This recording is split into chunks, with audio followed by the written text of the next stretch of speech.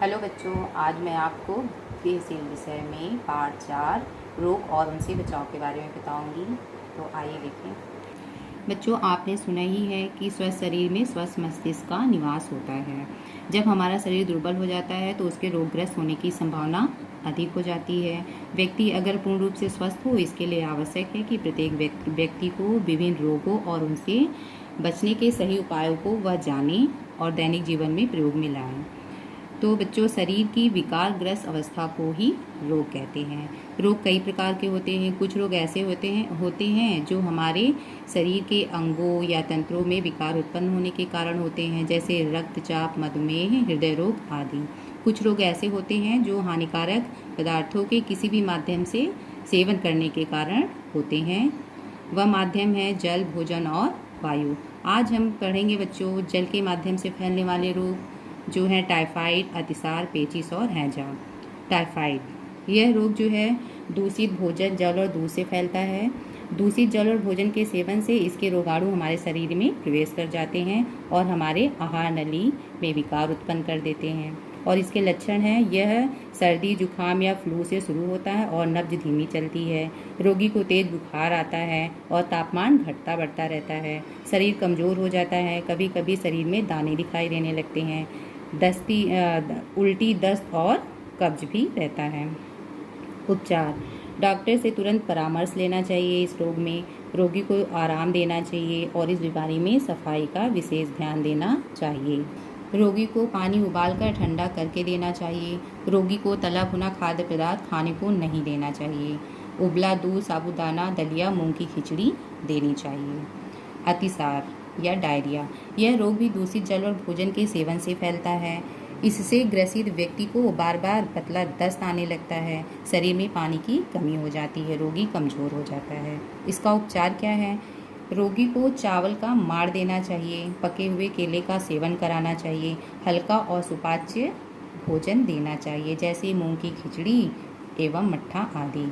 और पानी, शरीर में पानी की कमी होने के कारण उसे देना चाहिए जीवन रक्षक घोल और पानी उबाल कर देना चाहिए। ठीक है। और पेचिश, देखिए यह रोग भी दूषित जल और भोजन के सेवन से होता है और इसमें पतले दस्त के साथ आंव या खून आ सकता है या आने लगता है। कभी कभी बुखार भी आ जाता है। ऐसी स्थिति होने पर प्राथमिक उपचार के रूप में रोगी को जीवन रक्षक घोल देना चाहिए। हल्का एवं सुपाच्य भोजन जैसे मूंग की खिचड़ी एवं चावल का माड़ देना चाहिए। पानी उबाल कर देना चाहिए। इसके साथ ही डॉक्टर से संपर्क करके उसके निर्देश के अनुसार उसका उपचार कराना चाहिए। हैजा रोग, यह भयानक रोग है और इसका अगर इस रोग का उपचार सही से न किया जाए तो यह जो रोग मृत्यु का कारण भी बन जाता है। यह रोग महामारी का रूप भी धारण कर लेता है। यह रोग दूषित जल को पीने से होता है और यह अगर जल दूषित है तो उससे फैलने की ज़्यादा संभावना होती है। हैजा रोग के रोगी के दस्त व वमन से उसके जीवाणु शरीर से बाहर निकलते हैं। यदि दस्त व वमन को अच्छी तरह से साफ न किया जाए तो उस पर मक्खियाँ बैठ जाती हैं। फिर वही मक्खियाँ खाद्य पदार्थों पर बैठकर उसको रोगाणु युक्त बना देती हैं। मक्खियाँ हैजा फैलाने में सबसे अधिक सहायक होती हैं। इसके लक्षण क्या हैं? सफ़ेद व पतले दस्त आना तथा उल्टी होना, बार बार प्यास लगना, रोगी की मांसपेशियों में ऐंठन भी होने लगती है और पेशाब आना बंद हो जाता है। उपचार क्या है? हैजा के रोगी को पृथक कमरे में रखा जाए।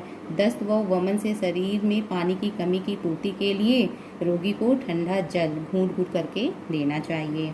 रोगी द्वारा दस्त व वमन करने पर उस स्थान को फिनाइल से धोना चाहिए। पानी को उबालकर प्रयोग करना चाहिए और जीवन रक्षक घोल पिलाना चाहिए। रोगी को तुरंत अस्पताल ले जाकर इसका इलाज कराना चाहिए। और मक्खियों द्वारा फैलाए जाने वाले संक्रमण से बचने हेतु हमें खुले में मलत्याग नहीं करना चाहिए।